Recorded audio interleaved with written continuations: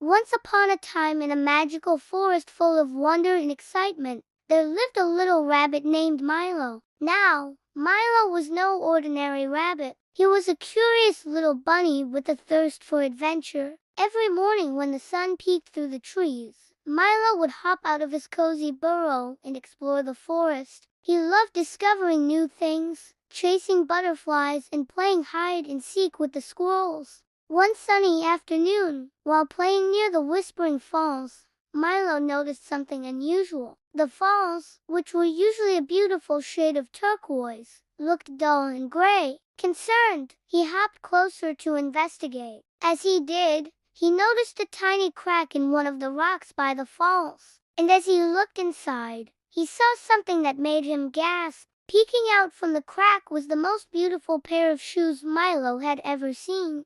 They were unlike any shoes he'd ever seen before. They sparkled with every color imaginable: red, orange, yellow, green, blue, indigo, and violet. In the moment Milo laid his eyes on them, he knew these were no ordinary shoes. They were magic. Cautiously, Milo reached out a paw and gently pulled the shoes out of the rock. As soon as they hit his paws, a jolt of energy surged through him. Startled, Milo took a step back, but then, to his astonishment, the gray rock beneath his foot began to change color. First, it turned a pale gray, then slowly, oh, so slowly, it started to glow with a soft light. Before Milo could react, the rock was bathed in the warm glow of sunshine yellow. Astonished, Milo looked down at the shoes in his paws. They were glowing now, too. Each step he took caused the grayness to recede, revealing the vibrant colors hidden beneath. Emboldened by his discovery, Milo slipped the shoes on his feet. They fit perfectly. Then he started walking. With every step, he brought color back to the falls, chasing away the dullness that had settled over it. As he continued his journey, Milo noticed other areas of the forest that had lost their colors. There were patches of dull, gray grass, wilted flowers that had lost their petals, and even a cloudy sky that had forgotten its blue. With each step in his magical rainbow shoes, Milo restored the missing colors, bringing life and joy back to the forest. But he didn't just stop at making the surroundings colorful. As Milo walked, he noticed a small bluebird sitting on a branch. It wasn't just any bluebird. It was a rare sky bluebird known for its beautiful song. But this bird's song had long been silenced. Why? Because the bluebird had lost its voice. It had been so overwhelmed with sadness that it stopped singing altogether. When Milo approached, the bluebird looked up, its eyes filled with sadness. "Why do you look so sad?" asked Milo kindly. The bluebird sighed. "I don't know," it said in a tiny, trembling voice. "I just feel empty inside. All the colors have faded away, and so has my song." Milo understood how it felt to lose something precious, like the day he accidentally knocked all the colors out of a flower bush and the flowers wilted as a result. He sat beside the bluebird, trying to think of a way to help. That's when he remembered the shoes on his feet. With a hopeful smile, Milo asked, "Would you like to try these on?" Confused, but desperate for a solution, the bluebird agreed. As soon as the shoes touched her paws, she felt a surge of energy course through her body. The shoes glowed brightly, and the first note escaped her beak, a tiny, shaky trill. But with each step she took, her voice grew stronger,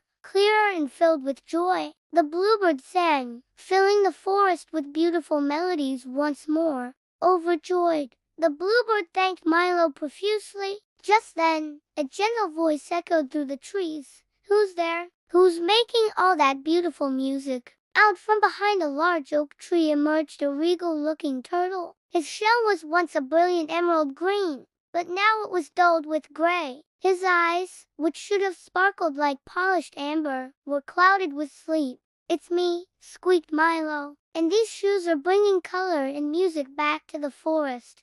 The turtle's face lit up with understanding. "Oh, yes, I remember now. These shoes can restore what's been lost. Wonderful, just wonderful." With a sudden burst of energy, the turtle began to walk. With each step, His shell gleamed brighter, his eyes opened wider, and his steps became livelier. The turtle revealed that he was the guardian of time, and he'd become so tired of watching time pass that he'd forgotten to enjoy it. But with the help of Milo and his magical shoes, he was reminded of the beauty of each passing moment. Grateful for Milo's help, the turtle promised to use his newfound energy to ensure that time flowed smoothly throughout the forest. As Milo continued on his journey, the forest seemed to be in better spirits. The flowers lifted their colorful heads, the trees swayed in delight, and even the clouds above painted a beautiful blue sky. But Milo knew his work wasn't done yet. There was still one part of the forest that hadn't regained its colors. He arrived at a clearing where a magnificent waterfall cascaded down a rocky cliff,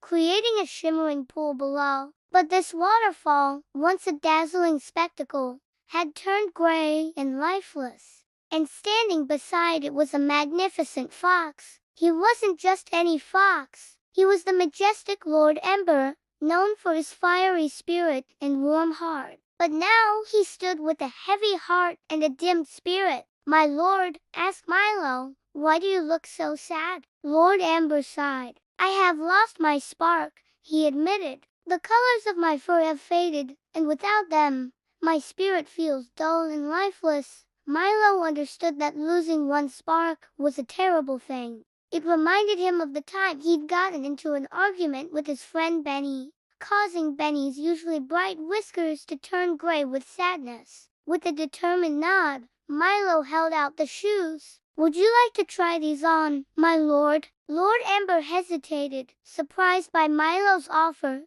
but agreed nonetheless. As soon as the shoes touched his paws, a warmth spread through his body. The shoes glowed, and with each step he took, Lord Amber felt his spirit lift. His fur regained its rich, fiery colors, and his heart swelled with renewed joy. Overcome with gratitude, Lord Amber thanked Milo profusely. He realized that true strength came not from one's appearance, but from the kindness and compassion in their heart. Now, as Milo walked back home, the sky blazed with colors. The forest was alive with music. Flowers swayed in the gentle breeze, and even the whispering falls roared with joy. But the most beautiful sight of all was the sight of friendship and kindness that bloomed in the hearts of everyone he met. He realized that the real magic of the shoes wasn't just about restoring colors. It was about bringing back hope, joy, and kindness. For in the act of helping others, one rediscovers the true meaning of happiness.